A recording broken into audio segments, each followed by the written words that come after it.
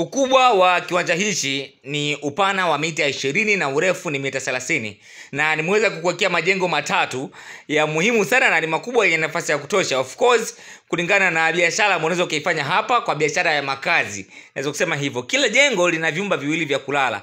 Sasa sio tu vyumba viwili vya kulala, pia chumba kimoja kati ya hivyo viwili ni self, lakini kuna sebule kubwa, jiko na choo cha public. Namba hiyo unaiona chini upande wa kulia ni namba inapatikana WhatsApp. Kwa hiyo kama utataka kutazama ramani tofauti kupitia WhatsApp yako, cha kufanya tutumie message kwa WhatsApp namba hiyo. Andika neno ni unge. Ukishaandika hapo, sisi tutakutumia link. Utaweza kujiunga na WhatsApp channel yetu uweze kutazama ramani hata kupitia WhatsApp yako. Sio lazima uingie kwenye mitandao ya kijamii uweze kuona ramani. Hata ukiwa na WhatsApp yako, ramani unaweza kuziona vizuri tu. Na ni katika hili jengo tofali utakazoweza kuzitumia hapa za blocks zitakuwa tofali 1500, lakini pia kama utatumia tofali za kuchoma basi zitakuwa tofali 5000, na hizi zitatumika kwenye usawa wa boma peke yake. Na nimekuwa nikiwaeleza ya kwamba huwa hatutoi makadirio ya idadi ya tofali zitakazotumika kuandaa msingi, kwa sababu data hizi au takwimu hizi huwa zinatokana sana na shape ya kiwanja chako, lakini pia na aina ya udongo unaopatikana kwenye kiwanja chako.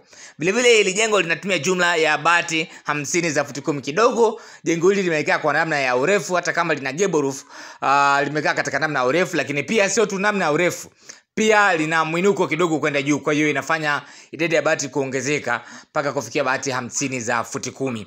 Sasa ukiangalia hapo bati 50 za futi 10 kwenye upande wa mbao za kench still zitabakia kwa pale, mbao zitakuwa ni 70 za kench. Kwenye swala la mbao sasa, wengi wamekuwa wakiuliza maswali, ni aina gani ya mbao? Kuna size gani ya mbao wanasema?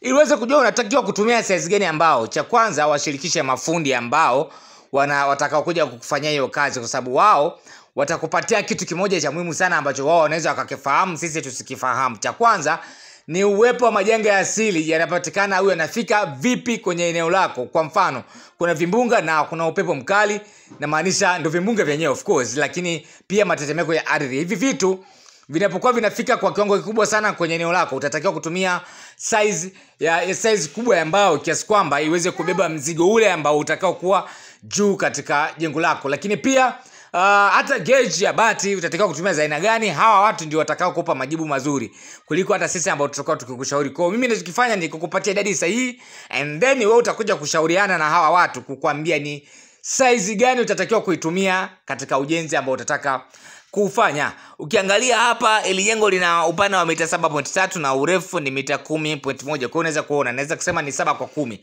Sasa ukubwa wake sio kubwa sana, lakini eneo la sebule katika hili jengo limeweza kutengenezewa nafasi kubwa kiasi kwamba eneo la juu linalokaribiana na jiko unaweza ukalitengenezea meza ndogo za counter ambazo zitatumika pia kama dining. Of course, hii nayo tumeweza kuizingatia kuhakikisha kwamba inakuwa kisasa zaidi, na jengo linakuwa kisasa kulingana na mahitaji ya kisasa, vile ambavyo watu watataka kujenga kisasa, naweza kusema hivyo. Lakini pia majengo kama haya ni simple sana, na unaweza ukajenga zaidi na zaidi kwa kadri kiwanja chako kitakavyokuwa kinaruhusu uwepo au wewe kujenga majengo ya namna hii hapa. Huu ndio muonekano wa haya majengo katika hicho kiwanja. Kumbuka nimekuambia ya kwamba kiwanja hichi au kiwanja kilichotumika kwa ujenzi wa majengo haya kina upana wa mita 20 na urefu wake ni mita 30. Kwa hiyo sasa unaweza kuona namna gani ambavyo tumeyapanga na tumepangilia kiustadi sana. Leo vile vile katika vitu ambavyo unatakiwa kuvijua ni kwamba kadri unavyozidi kuwa na majengo ya namna hii katika kiwanja chako ndivyo ambavyo unaongeza faida. Lakini pia sio tu kwamba kwa sababu unaongeza faida basi uyajaze, na ndio maana hapa unaweza kuona tumeweza kuweka matatu na sio manne, na nafasi imebaki. Nafasi hiyo basi ibaki hata space watu waweze kufanya michezo yao hapo, watu waweze kufanya shughuli zao zingine ambazo hazitahitajika wao kuingia ndani katika majengo yao. Itahitajika wao kuwa nje, kuna kupaki magari, kuegesha magari, kupita, kukaa, kupumzika, yanaweza yakafanyika hapo, kuhakikisha kwamba yote yanafanyika katika kiwanja kimoja, hata kama kiwanja kitakuwa sio kikubwa sana. Sawa, lakini pia nikikumbusha kwamba majengo kama haya utatakiwa kujenga eneo ambalo litakuwa linaruhusu uwepo wa watu ambao wanaweza kaishi kwenye majengo haya. Kumbuka sio kila uwekezaji wa majengo utatakiwa kufanya kila sehemu. Kuna maeneo ukifanya hivyo Kuna maeneo mengine yatakuhitaji ujenge nyumba ndogo ndogo kwa maana ya vyumba single. Sasa kama ukifanya hivi na maana utakuwa umeenda tofauti na wale ambao utakao kuwa unatakiwa kuwawekea au kuwasogezea huduma hiyo ya makazi. Lakini kama una uhakika ya kwamba watu wanaweza kuafford au wataweza kuishi kwenye nyumba hizi ambazo utakaenda kutengeneza, basi ni miongoni mwa biashara ambayo inadumu na inakaa muda mrefu ikikulipa katika kiwango ambacho uwezi amini kabisa. Na yani sijui nikwambie vipi, lakini ukweli wake unakuwa upo hivyo. Lakini pia nikikukumbusha kwamba ramani hizi au video hizi tunaziposti YouTube. Kwa hiyo nenda huko na kutusupport huko kwa kutusubscribe kwenye channel yetu, lakini pia kucomment, kuacha maoni yako pale. Kumbuka kuna baadhi ya video huwa tunazitengeneza kwa kuzingatia maoni ya watu mbalimbali ambayo wanakuwa wameacha kwenye video zetu ambazo tunakuwa tunaziposti. Kwa hiyo hata wewe pia ukienda ukaacha maoni yako hapo, yatakuja kujibiwa kwenye video inayofuata.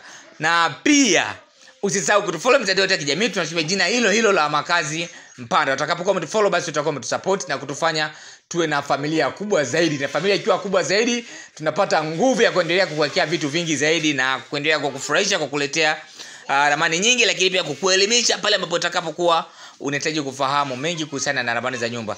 Karibuni sana na asanteni kwa kunisikiliza.